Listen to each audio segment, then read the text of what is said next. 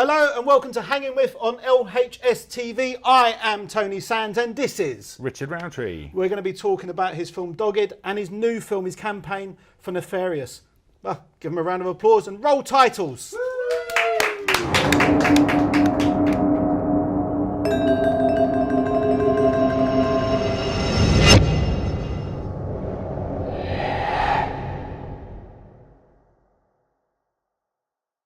Richard Rowntree, ladies and gentlemen. Woo! Woo! Hello. What a guy. All right, quickly, before we move on to Nefarious, because that's important, Yep. I just want to talk about Dogged, Sure. which was your first feature. Yep. Right? Very good film, done very well on the festival circuit, and it is coming out soon on DVD. Yep. 9th of July, DVD, VOD, North America, UK and Ireland by Left Films. So yeah, check Excited? it out. Yeah, I am very excited to see it in HMV or one of the stores. It's, I think seeing your first feature film on a shelf somewhere is kind of a big buzz. Yeah. How did Dogged come about? So we made a short film initially of it, which was about 4 minutes long, 3-4 minutes long. And we made that for a BBC Three show called The Fear, which was a kind of an X factor to find horror filmmakers. And we did really well on that and sent it around to some festivals just kind of speculatively. And it did really well and won a couple of awards and played in quite a few different places. And we'd already, by that time, kind of started thinking about making a feature out of it. And so because of the response it got, it enabled us to sit down and take some time with writing a feature script and then crowdfunding it. And yeah, it just kind of took off from there. So it was good. Was it a big jump going from the short to the feature? It was a huge learning curve, yeah, absolutely. Most of our short films, we'd shot in 1 or 2 days in the past, and this ended up being, almost a 2-year project from the time when we launched the crowdfunding campaign to when it was completely finished. And yeah, the ability to go back and do, reshoot things that you'd messed up the first time was something. It was a luxury we weren't used to, so that was good. It was a much bigger scale as well, over sort of 19 shooting days, and we had sort of 22 principal cast members and multiple different locations. So it was very different experience for us from any of the shorts that we'd done. And were they 19 consecutive days, or were they like just coming back? No, so they were over weekends. So we did 9 consecutive weekends where we shot both days. And then we went back after we'd done the first cut and reshot a few bits that we felt needed added in to make the story work. So it was a long process. I think we started shooting in the last weekend in August, and our pickup day was in January the following year. And yeah, it was good fun, but it's quite a tiring process to remember continuity over that period of time. So I bet it's hard. Yeah. But you've got quite a good crew. You and your team work really well together. Yeah. I mean, have you known each other for a long time? Yeah. I mean, the 4 of us that founded Ash Mountain, Matt Davies, I've known since I was 11. We went to school together, and he writes and doubles up as a production manager. And then Chris Fulser, who's the DOP, his wife and my wife are cousins, so I've known him for quite a long time. I don't know, 10 years or something. And it was he and I that had kind of always talked about, making films, and he probably was the one who spurred me on to actually get down and do it. He's a doing man and I'm a thinking man, and it's quite a good combination. And then Lee, who does all the editing and the VFX and post-production work. I worked with his wife for about, I don't know, going on 10 years or something, and then 3 or 4 years ago, she kind of said, look, you guys should work together, and we sat down and had a beer, and our sense of humour is gelled, and that's always a good thing. I think it's with all of us. It gets quite irreverent at times, but it's good fun. Yeah, because I mean, I had the pleasure of working with you. Yeah, they wanted talent. Talent wasn't available. They called me in. But you work really fluidly. Yeah. And that was something I noticed straight away. Is you barely have to communicate with each other because everybody knows their position. Everybody's jumping in. Everybody's, passing ideas around to each other as well, and it's really, really smooth. Yeah, it felt very easy going in and shooting with you guys. That's good. Yeah, I mean, that's the whole idea of it is it shouldn't be a chore. Making films is something that should be really fun, and it does help because we know each other that we've got that fluidity in there. And I think, you know, we've added people all the way along, and one or two people have dropped off here and there, you know, who can't, losers. Yeah, who can't do the commitment necessarily all the time, and it's great because we've got this core team of, you know, costume designers and hair and makeup people, and we do all understand each other quite well, and yeah, they understand me in my monosyllabic terms when I ask them to do things fairly easily, or I just do a quick sketch on the back of a paper bag.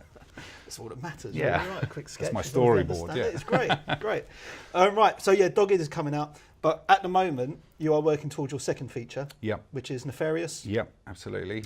And so tell us a bit about that. yeah, so we're crowdfunding at the moment on Kickstarter. It finishes at 4:30 p.m. on the 18th of May if you want to get involved. We're doing really well. We're about 84% funded at the moment, and it's in some ways it's kind of more of a classic horror than Dogged. Dogged was a folk horror, which doesn't necessarily appeal to everybody who likes horror. This is a home invasion movie, and what's different about it is that it's told from the perspective of the people who are breaking into the house rather than the homeowners. So fingers crossed we've got a bit of a hook there that makes it a bit different. And one of the, not criticisms, but one of the comments that we had about Dogged was that, you know, there's not enough blood and murder and things like that in it. So we've kind of upped the ante on that a little bit with this one. We've got a couple of fairly horrific and hopefully original deaths for audiences to look at. Yeah. Family entertainment, who doesn't like that, right? And you said you're crowdfunding. Yeah.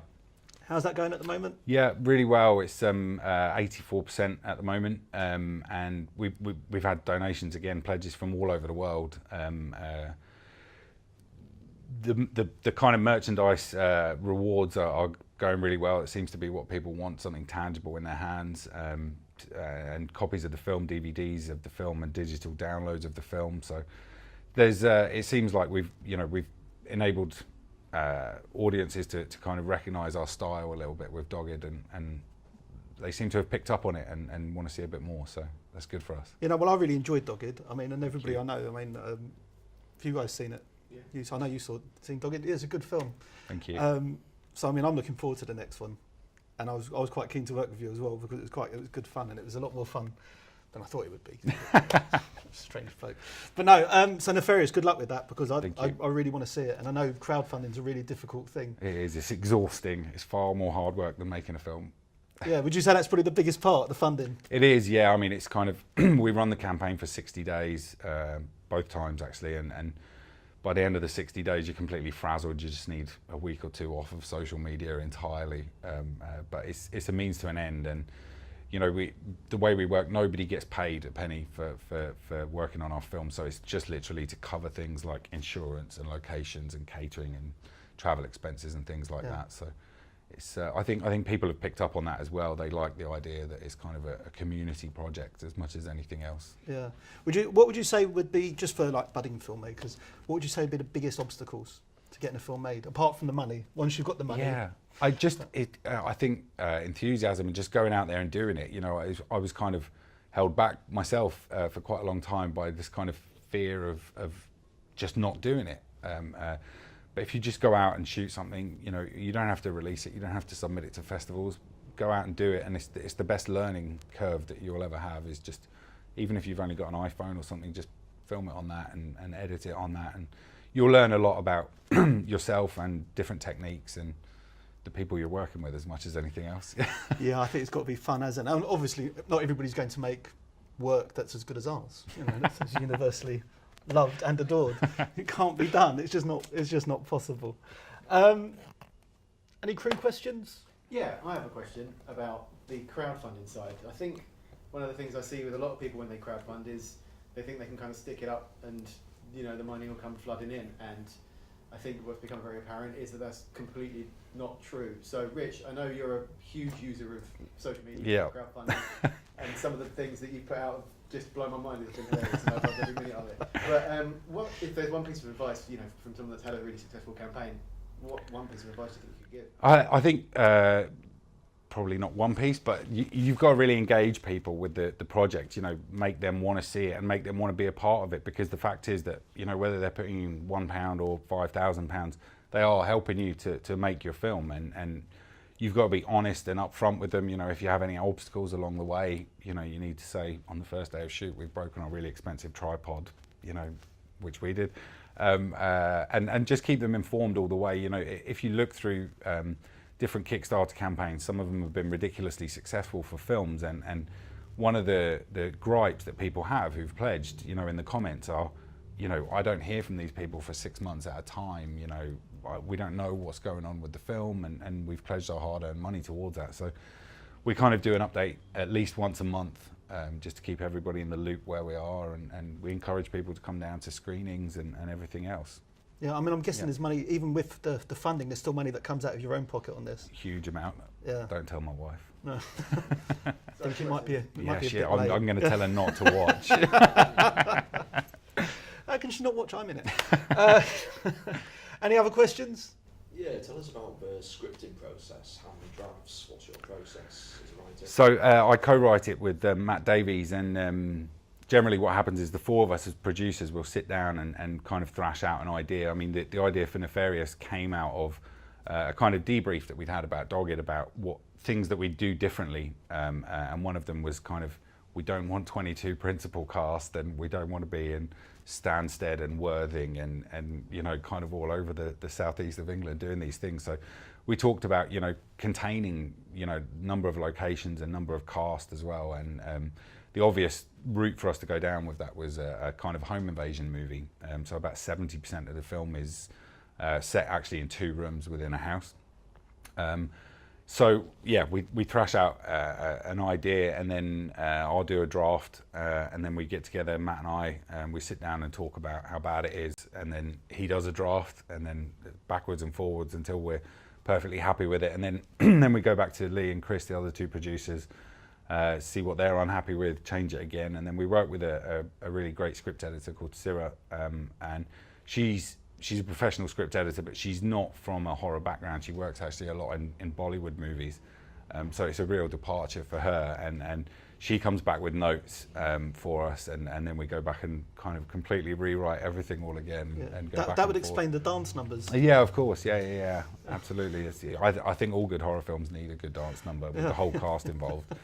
But yeah, no. So that's kind of how we do it. It's just back and forth all the time, and I think if you're writing something on your own, I find that, you know, I'll get so set in an idea that I don't necessarily, you know, make it obvious on paper what's going on. So, you know, to kind of verbalise everything within the script, as it were, it helps for everybody involved. Yeah. Any other questions? No. I think we're out of time. Cool. Right, one last pitch for Nefarious. Rich? Please check it out on Kickstarter. Lots of rewards, 32 different rewards to choose from, and finishes 18th of May at 4:30. We need some help. Thank you. Yeah, and please do, because he is a very, very talented guy. He's got a great crew. They're really good people, and I really want to see Nefarious. So pressure is on. Thanks very much for joining us. Don't forget to like and subscribe, and have a very nice day. Bye-bye. Thank you.